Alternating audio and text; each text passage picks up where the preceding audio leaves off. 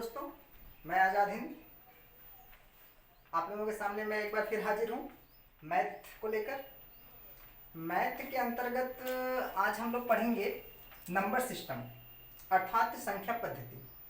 आप लोगों को पता होना चाहिए कि किसी भी एग्ज़ाम में कॉम्पिटिटिव किसी भी एग्ज़ाम में वनडे जो एग्ज़ाम होता है उस एग्ज़ाम में नंबर सिस्टम से कम एक दो क्वेश्चन हर साल पूछे जाते हैं।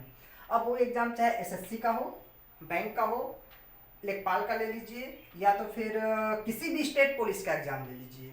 इन सारे एग्ज़ाम में जिसमें मैथ आता हो, जिसमें मैथ का रिक्वायर होता हो, मैथ आता हो, उसमें नंबर सिस्टम से एक दो क्वेश्चन आना फिक्स होता है। तो आज हम उसी नंबर सिस्टम के बारे में पढ़ेंगे। देखिए, नंबर सिस्टम को पढ़ने संख्या पद्धति को पढ़ने से पहले हमें सबसे पहले उसके बेसिक चीज़ों को जानना जरूरी है। बेसिक स्ट्रक्चर मतलब हमें सबसे पहले डिजिट और नंबर के बारे में जानना जरूरी है। ठीक है, तो हम शुरुआत यहीं से करेंगे। नंबर सिस्टम के अंतर्गत हम शुरुआत यहीं से करेंगे कि डिजिट क्या होता है और नंबर क्या होता है। बातें क्लियर? तो आइए शुरू करते हैं कि डिजिट क्या होता है और नंबर क्या होता है। तो सबसे पहले हम डिजिट को उठाते हैं कि डिजिट है क्या। तो डिजिट को हिंदी में अंक कहा जाता है। क्या कहा जाता है? अंक कहते हैं।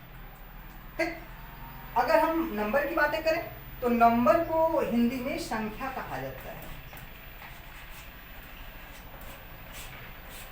क्या कहा जाता है? संख्या कहा जाता है। सबसे पहले अंक को उठाते हैं कि अंक होता है क्या।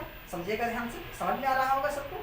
देखिए, अंक कहते किसे हैं तो आपको पता होना चाहिए कि 0 से लेकर के 0, 1, 2, 3, 4, 5, 6, 7, 8 और 9।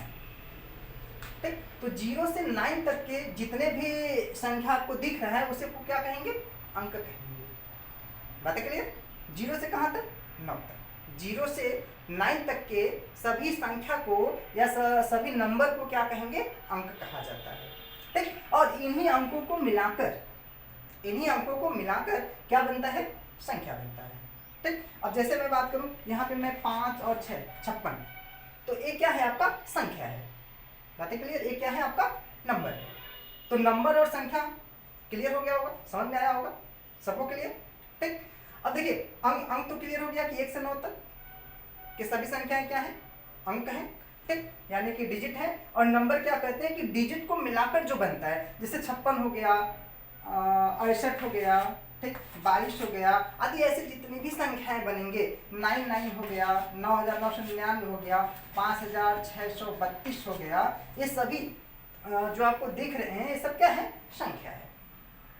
तो संख्या और अंक आप लोगों को क्लियर हो गया होगा। अब आइए अगली बात करते हैं।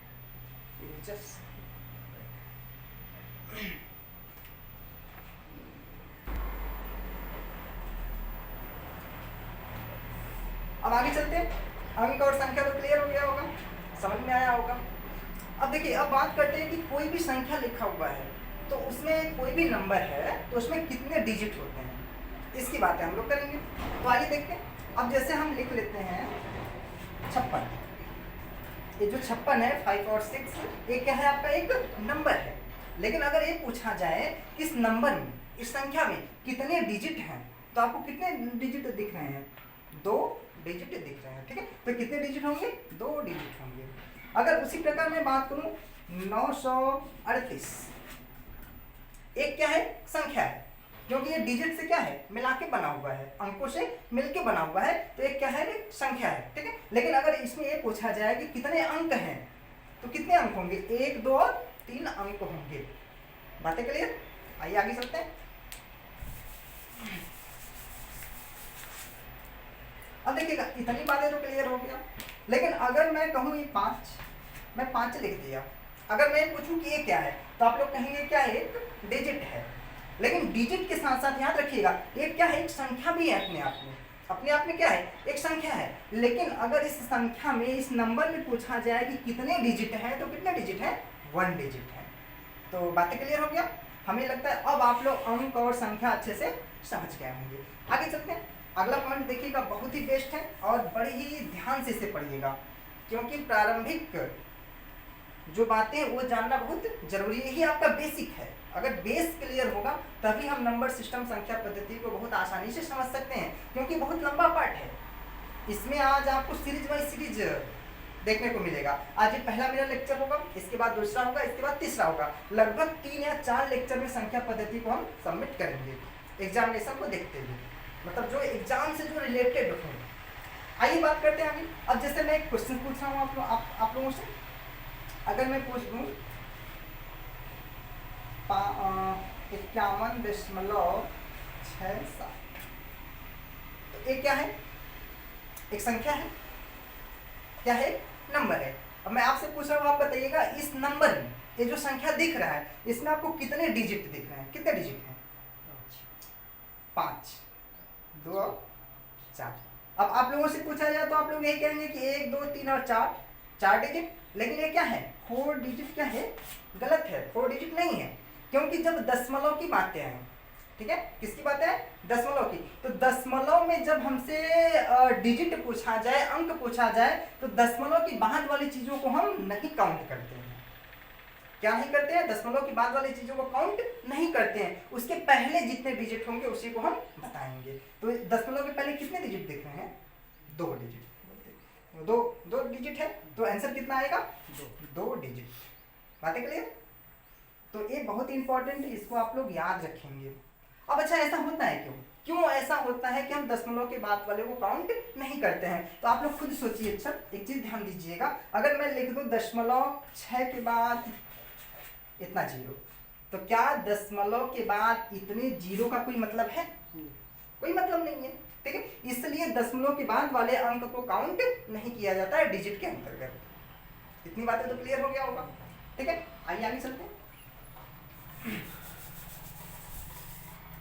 अब जैसे मैं पूछूं, अगर मैं पूछूं कि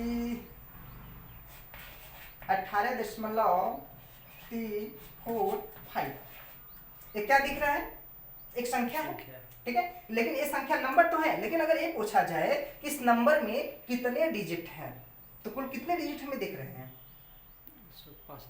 5 डिजिट। लेकिन मैंने अभी क्या बताया है कि 5 डिजिट नहीं है। अगर जब अंक की बातें पूछा जाए तो दशमलव के बाद वाले जितने भी अंक होंगे उनको हम काउंट नहीं करेंगे। तो इसमें मुख्य जो आंसर होगा, इसमें कितने डिजिट हैं? 2 डिजिट हैं। कई बार ऐसे क्वेश्चन पूछे गए हैं एग्जाम में, तो आप लोगों को ये बेसिक नॉलेज होनी चाहिए। अब हमें लगता है आप लोग बहुत अच्छे से अंक के बारे में और संख्या के बारे में समझ गए होंगे। अब तो दिक्कत नहीं होना चाहिए, अब तो कोई भी क्वेश्चन पूछा जाए अंक और डिजिट से, क्लियर? ठीक है, आगे चलते हैं। फिर भी एक क्वेश्चन और पूछेंगे, क्योंकि अभी भी कुछ लोगों को डाउट है। अब कुछ लोग ये सोच रहे हैं कि अगर सर ऐसा लिख दिया जाए 0.52, तब अब ये क्या है? तो बातें फंस गई। अब समस्या है कि ये क्या है? तो ये भी एक संख्या है, अंक है, सॉरी नंबर है। ये आपको एक नंबर दिख रहा है, लेकिन अगर ये पूछा जाए कि इस नंबर में कुल कितने अंक हैं, कुल कितने डिजिट हैं, तो आप बताइए कुल कितने डिजिट हैं? कुल 3। फिर दशमलव की बातें हैं, दशमलव के बाद वाला मैंने बताया कि काउंट नहीं किया जाता है। जब क्या पूछा जाए? अंक पूछा जाए। अंक पूछा जाए तो दशमलव के बाद के अंकों को काउंट नहीं करते हैं। उसके पहले में कितने दिख रहे हैं? एक डिजिट दिख रहा है ना, तो कुल कितने डिजिट होंगे इस संख्या में? 1 डिजिट, यानी कि इस नंबर में 1 डिजिट होगा, ठीक। अब लेकिन अच्छा, कुछ लोगों को डाउट हो रहा होगा कि सर ये तो 0 है। तो मैंने याद करिए, मैंने प्रारंभ में ही बताया था कि 0 से कहां तक? 9 तक के संख्या को क्या कहा जाता है? अंक कहा जाता है। अपने आप में नंबर भी है और अंक भी है। बस दिक्कत यही है कि इस नंबर में अगर मैं 8 लिख दिया, 8 लिख दिया, तो इस नंबर में कुल कितने डिजिट? 1 डिजिट, मतलब एक ही डिजिट है। अगर यही मैं 28 कर दूं तो एक नंबर है, लेकिन इस नंबर में कितने डिजिट? 2 डिजिट। अगर मैं यहाँ पे 0.5 कर दूं तो ये भी एक नंबर है, लेकिन इसमें कितने डिजिट? 2 ही डिजिट होंगे। क्यों? इसका काम मैंने बताया कि दशमलव के बाद वाले अंकों को काउंट नहीं किया जाता है। बातें क्लियर? तो अब हमें लगता है कि आप लोग अंक और संख्या को आसानी से समझ गए होंगे, ठीक। आगे चलते हैं। अगला कॉन्सेप्ट समझिएगा, ये पहला कॉन्सेप्ट था।